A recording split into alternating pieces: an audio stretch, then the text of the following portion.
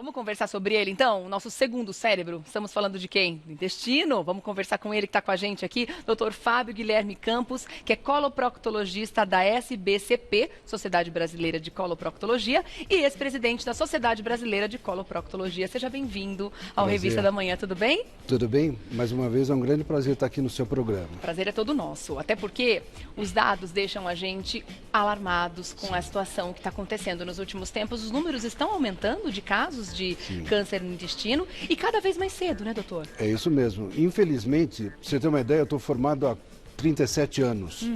Quando eu me formei, o câncer de intestino no Brasil ocupava quinto e sexto lugar entre homens e mulheres.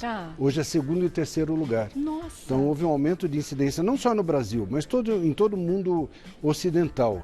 E nos últimos 10 anos, pelo menos, a gente está observando uma tendência de o câncer incidir numa idade mais jovem.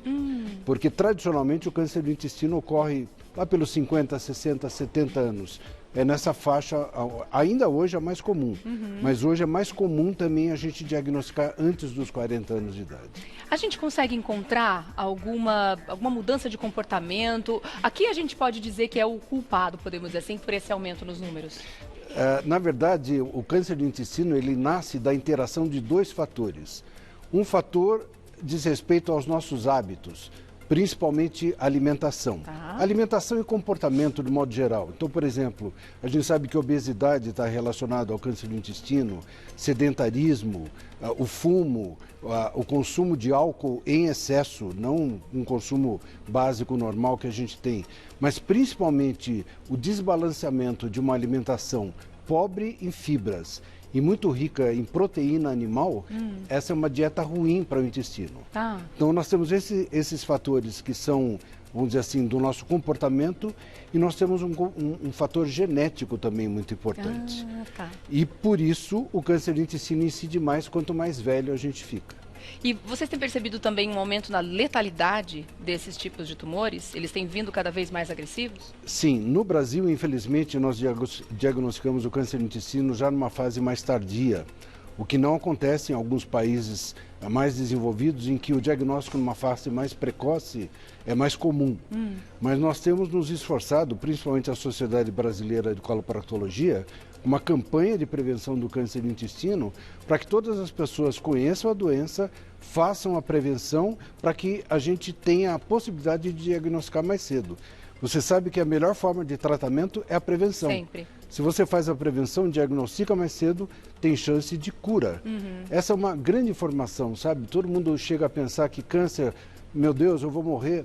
Não, câncer do intestino a gente cura 50% a 70% das pessoas com câncer do intestino. Nos estágios iniciais, Depende dessa fase que você diagnostica. Mesmo estadios mais avançados, a gente também cura. Mas coloque aí uma média de cura de 60% das pessoas. É uma taxa muito alta. Sim, graças a Deus, né? Agora, existe algum tipo de preconceito com relação ao diagnóstico? Porque muitas vezes os exames são invasivos. Acontece isso aqui no Brasil ainda? Muito, Regiane. Não só no Brasil, mas no mundo todo. A principal arma que nós temos para diagnosticar o câncer do intestino, além de você tirar uma história do doente, saber os sintomas, investigar pessoas de risco, esse é um capítulo que a gente pode falar a seguir, mas a melhor arma é você fazer dois exames. Um é o exame proctológico, o mesmo exame que se faz para câncer de próstata. E o outro é fazer a colonoscopia, que todo mundo acha horrível, um exame invasivo, e ele não é. Ele é muito tranquilo, na verdade. Muito. O chatinho é a preparação. Passou pela preparação, gente, pronto. Você vai dormir, vai acordar, pronto, o exame está feito. É isso mesmo. Não é? É um exame que você nem vai lembrar do exame. E a grande arma, sabe, do diagnóstico precoce do câncer do intestino, por exemplo, uma mulher, quando ela tem um câncer de mama, a hora que ela se toca e nota um nódulo, aquele nódulo já é um câncer, ele já nasceu câncer. No intestino não é assim. O câncer nasce pólipo. Pólipo é uma bolinha que tem dentro do intestino.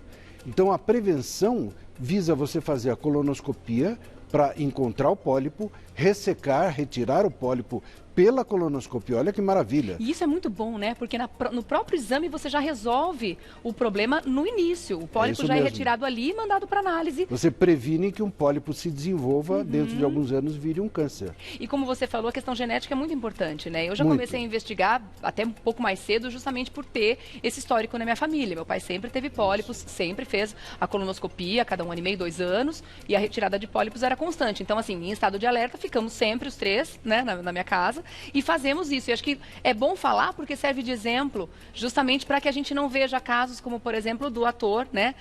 Que serviu, inclusive, para ajudar a gente nesse mês de conscientização contra as doenças do intestino, a dar esse alerta. Muito novo, né? 40 e poucos anos. O ator, o Pantera Negra, eu sempre tenho dificuldade de falar o nome dele. Gabi, me ajuda.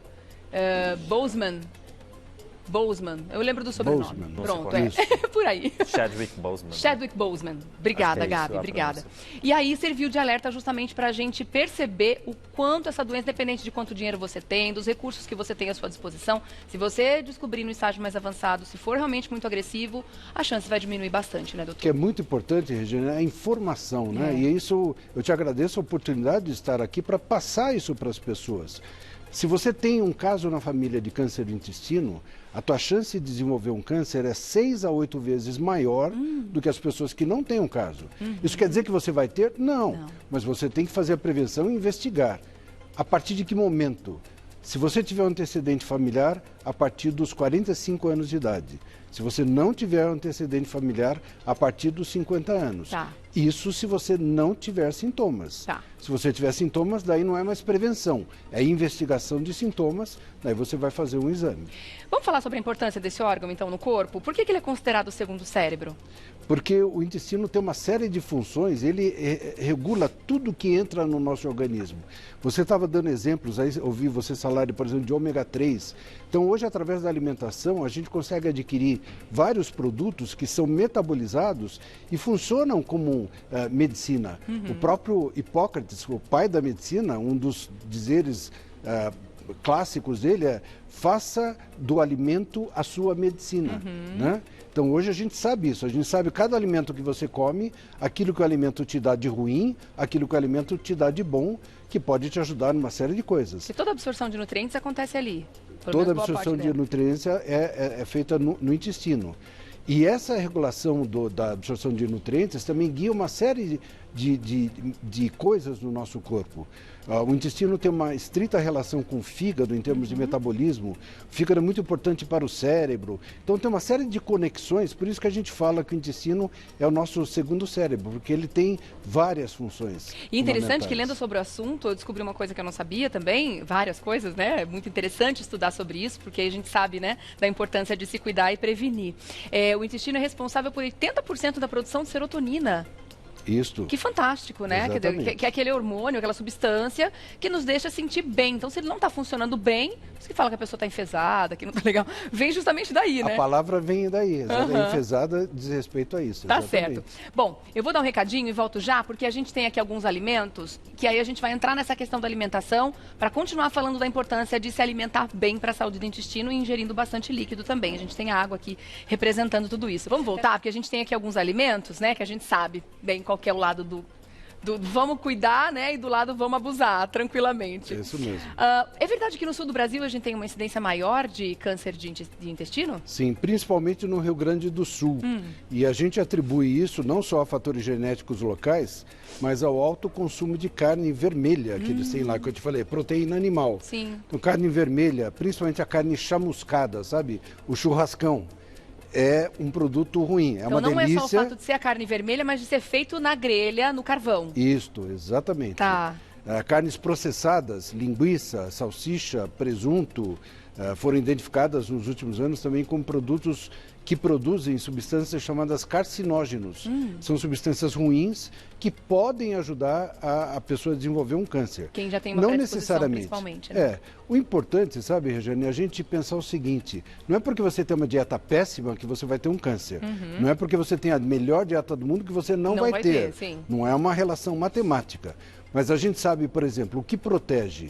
Se você comer legumes, verduras, frutas que ajudam o intestino a funcionar e não comer tanto diminuir o consumo de carne vermelha e carne processada, você tem uma menor chance de desenvolver o câncer do intestino. Os alimentos ultraprocessados, né, como a gente está chamando hoje em dia, eles têm muitas substâncias cancerígenas também, né? Não só falando das carnes, mas tudo que vem embaladinho no mercado hoje. Sim. Muitos desses produtos eles são ultraprocessados e têm substâncias muito perigosas, aditivos muito perigosos para a saúde. Substâncias que têm cor, principalmente a cor amarelada. Essas substâncias têm uma tendência maior a ter produtos carcinógenos. Então, as fibras e a hidratação são fundamentais para a saúde do intestino? Fundamental.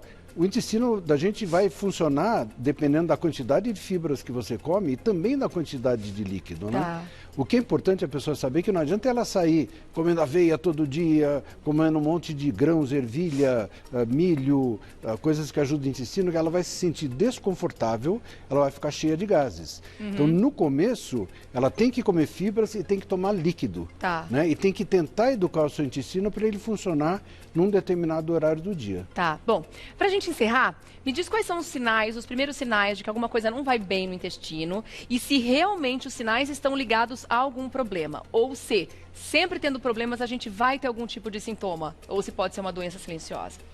Pode, o câncer do intestino pode ser uma doença silenciosa, por isso a importância da prevenção. A prevenção visa diagnosticar o câncer quando ele ainda não é sintomático.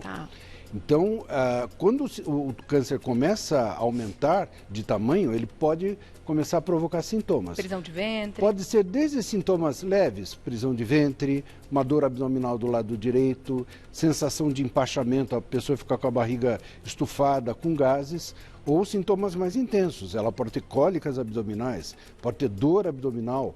Um sintoma fundamental é sangramento. E aí é que mora o grande perigo, sabe, Regiane? Porque muitas pessoas que têm sangramento intestinal podem ter uma doença chamada hemorroida, que é muito comum na população. E muitas pessoas que têm câncer, infelizmente, falam, não, eu estou sangrando porque a minha hemorroida está sangrando. Esse é um erro enorme. Tá certo, gente. Olha, que assunto importante.